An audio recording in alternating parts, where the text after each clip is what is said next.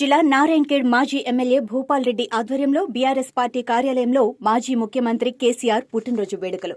Party కార్యాలయంలో cake cut చేసి సంబరాలు జరుపుకున్న బీఆర్ఎస్ పార్టీ శ్రేణులు.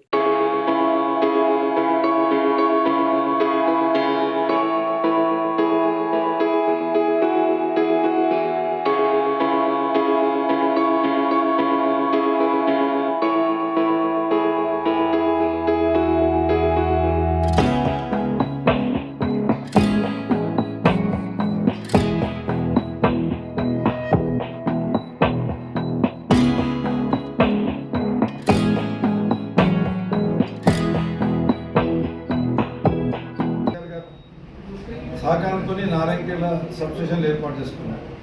ఒక్క మార్కెట్ యార్డ్ దిక్కులేని నారాయణఖేడ్ నియోజకవర్గానికి నారాయణఖేడ్లో ఒక మార్కెట్ యార్డ్ ఏర్పాటు చేసుకున్నాం. శంకర్పేట ఒక మినీ మార్కెట్ యార్డ్ ఏర్పాటు చేసుకున్నాం. ఈ రకంగా ఏ రంగంలో చూసినా ఎలక్ట్రిసిటీలో కానీ అగ్రికల్చర్లో కానీ కొత్తగా 8 చెరువులు శాంక్షన్ చేసుకున్నాం. Basaveshwara lift irrigation project sanction చేసుకున్నాం.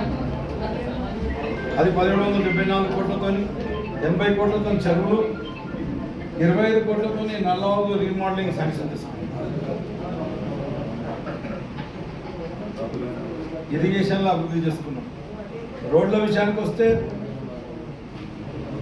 కనీసం 150 కిలోమీటర్లు, గతంలో కేవలం 15 కిలోమీటర్లు డబ్బులు లేని రోడ్లు ఉంటే నారాయణఖేడ్లో 150 కిలోమీటర్లు కొత్తగా డబ్బులు లేని రోడ్లు శాంక్షన్ చేసుకొని ఇంచుమించు 125 కిలోమీటర్లు గ్రౌండ్ చేసుకున్నాం. ఇంకో 25 కిలోమీటర్లు 125, 130 గ్రౌండ్ చేసుకున్నాం. ఇంకొక 25 కిలోమీటర్లు గ్రౌండ్ చేయాల్సిన అవసరం. రోడ్లు పంచాయతీరాజ్ రోడ్లు అన్ని రిన్యూవల్ చేసుకున్నాం. గ్రామ పంచాయతీలు 124 గ్రామ పంచాయతీలు ఉంటే ఇంకొక కొత్తగా ఒక 100 గ్రామ పంచాయతీలు, గతంలో 93 చేసుకున్నాం, మొన్న 7 చేసుకున్నాం. 100 కొత్త గ్రామ పంచాయతీలు కూడా ఏర్పాటు చేసుకొని అన్నిటికీ గ్రామ పంచాయతీ భవనాలు కూడా మంజూరు చేసినాం. ప్రతి గ్రామ పంచాయతీకి ఇంచుమించుగా డాంబర్ రోడ్లు మంజూరు చేసినాం. ట్రైబల్స్ విషయానికి వస్తే ట్రైబల్స్ కూడా ఒక్క తాండా కూడా వదలకుండా అన్ని తాండాలకు డాంబర్ రోడ్లు మంజూరు చేసినాం. సీసీ రోడ్లు కూడా ఇంచుమించుగా 80% నుంచి 100% ప్రతి గ్రామంలో సీసీ రోడ్లు కూడా శాంక్షన్ చేసుకొని అవి పూర్తి చేసుకోవడం కూడా జరిగింది. ఇట్లా అన్ని రంగాల్లో కూడా మేము డెవలప్మెంట్ చేసినాం. 10 సంవత్సరాలు 60 సంవత్సరాలు జరిగేది అన్ని కూడా చేసినాం. కాబట్టి ఇప్పుడు నేను మంజూరు చేసిన పనులు ఇంకా కొన్ని శాంక్షన్ అయ్యి గ్రౌండ్ చేయాల్సిన అవసరం ఉంది. అవన్నీ కూడా బీఆర్ఎస్ ప్రభుత్వంలో శాంక్షన్ అయినాయండి. అవి కూడా ఇప్పుడు ఉన్న ఎమ్మెల్యే గారికి ఉట్టిగా అబద్ధాలు మాట్లాడకుండా ప్రజల పట్ల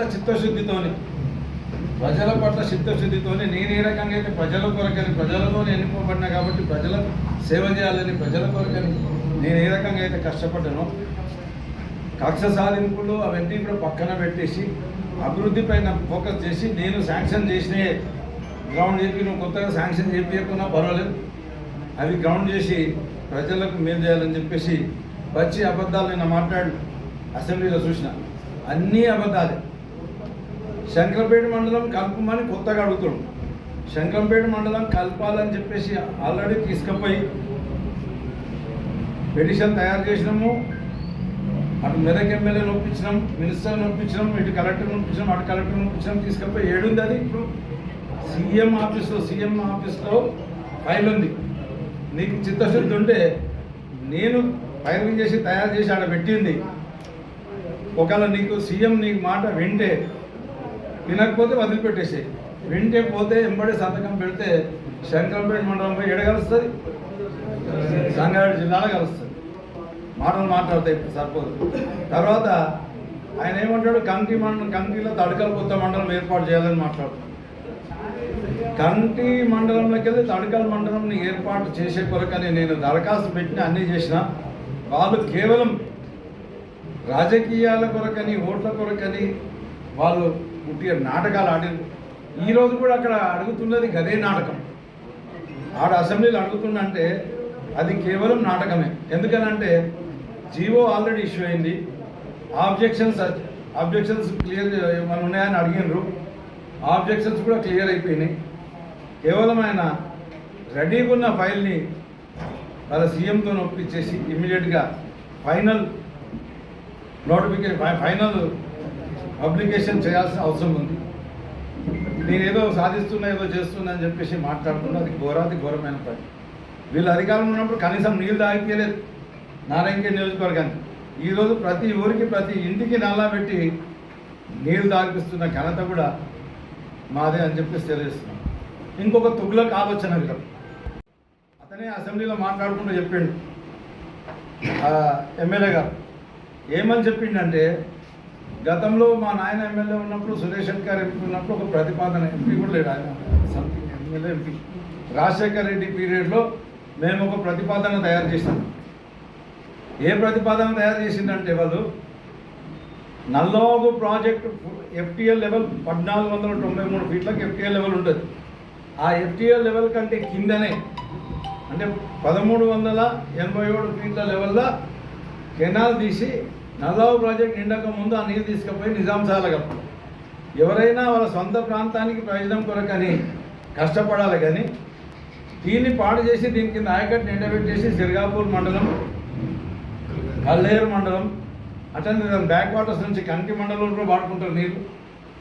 వాళ్ళని పాడు చేసేసి నిజాం సాగర్ ప్రాజెక్ట్ నింపుతామని చెప్పేసి ఆలోచన వీళ్ళు ఏదైతే చేసిండ్రో గతంలో, ఆ ప్రతిపాదన వల్ల ఏమైనా ప్రయోజనం ఉందా అని మరి నారాయణఖేడ్ నియోజకవర్గం కానీ ఆలోచన చేసిన. ఎందుకంటే కొన్ని చెరువులకు నీళ్ళు నింపాలంటే కూడా కష్టం ఉన్నది. ఉదాహరణకి పెద్ద చెరువు నాగదర్, కొత్త చెరువు రాపార్తి, వీళ్ళకి అవి కూడా తెలివాయి. ఊర చెరువు రాపార్తి, ఇంకోటి బాచపల్లి కుంట. ఈ వీటికి కానీ అక్కడ ప్రాంతంలో ఎక్కడన్నా కెనాల్స్ ద్వారా ఏమైనా నీళ్ళు పారుతాయని చెప్పేసి ఆ ప్రతిపాదన బాగా చదివి, దాంతో 1 ఎకరా కూడా నీళ్ళు వచ్చే అవకాశం లేదు.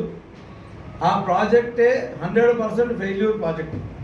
ఎందుకొరకైనా ఫెయిల్యూర్ అంటే 280 కోట్లు పెట్టేసి ఒక ఎకరానికి కూడా నీళ్ళు వారని ప్రాజెక్టు, మరి ఇక్కడ నల్లవాగు కింద నాయకట్ని పాడు చేసే ప్రాజెక్ట్, అది అవసరం లేని ప్రాజెక్ట్ అని నేను పక్కన పెడితే, మళ్ళీ అదే తుగ్లక్ పాలన మరో స్టార్ట్ చేసి నల్లవాగుని ఎండబెట్టి నల్లవాగు కింద నాయకట్ని ఎండబెట్టేసి నల్లవాగు కిందకి నీళ్ళు తీసుకుపోదామని చెప్పేసి ఏదైతే ఆలోచన చేస్తారో అది చాలా దరిద్రమైన ఆలోచన, పనికిరాని ఆలోచన. అది ఇప్పటికైనా ఒకసారి మళ్ళీ మంచిగా స్టడీ చేయి. నీకు తెలియదు కాబట్టి ఒకసారి మంచిగా స్టడీ చేయి, ఎన్ని ఎకరాలు వస్తుందో స్టడీ చేయి. తర్వాత ఆ కెనాల్ కూడా పోవాల్సింది కూడా ఫారెస్ట్లోకి వెళ్ళి పోవాలి. ఫారెస్ట్ క్లియరెన్స్ అంత ఈజీ కాదు. నీకు చిత్తశుద్ధి కనుకుంటే, నారాయణఖేడ్ రైతుల పట్ల చిత్తశుద్ధి కనుకుంటే, ఈ బసవేశ్వర లిఫ్టిగేషన్ ప్రాజెక్ట్ ఏదైతే మేము మంజూరు చేసామో దాన్ని త్వరితగతిన పూర్తి చేసి కొరకని, నారాయణఖేడ్ల వలసలు నివారించే కొరకని, భూములు ఉన్నా బయట పోయి బతకని పోతారు నివారించే కొరకు నేను కృషి చేయాలని చెప్పేసి నేను ఎమ్మెల్యే గారికి నేను విజ్ఞప్తి చేస్తున్నాను. అదే బీసీలకు 2 గురుకుల పాఠశాలలు తెచ్చాం. వైద్యపరంగా 50 పడకల దవాఖాన నారాయణఖేడ్లో మాతా శిశు దవాఖాన కట్టించాం, డయాలసిస్ సెంటర్ తెచ్చాం. జిల్లాలో ఇక్కడ లేని సంగారెడ్డిలో కూడా లేకుండా డయాలసిస్ సెంటర్ ముందు నారాయణఖేడ్లో ఏర్పాటు చేసుకున్నాం. ఆక్సిజన్ ప్లాంట్ ఏర్పాటు చేసుకున్నాం. తెరసగుత్తిలో 30 పడకల దవాఖాన, కల్లేరులో 30 పడకల దవాఖాన, నిజాంపేట్ అండ్ సిర్గాపూర్లో కూడా పిఎస్సీలు శిథిలావస్థకు వస్తే అవి కూడా మంజూరు చేసుకున్నాం.